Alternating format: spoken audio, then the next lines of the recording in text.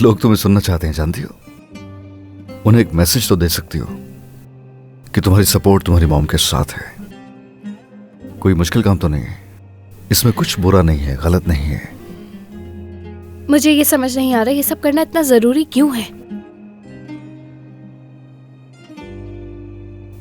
खुल के बात कर सकता हूं मैं तुमसे?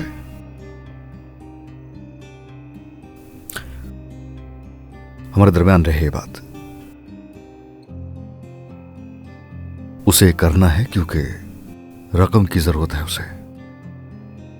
शायद अभी तुम्हें इसकी अहमियत का अंदाजा ना हो, लेकिन जब बड़ी हो जाओगी तो उस वक्त तुम्हें मालूम होगा। इंसान कुछ भी करता है जिम्मेदारी पूरी करने के लिए। हुमैरा को तुम्हारी जरूरत है। तो ऐसा है क्या? कोई और तरीका नहीं है पैसे कमाने का उनके पास? ठीक है, मैं जाऊंगी उस शो में। खुश हैं अब आप?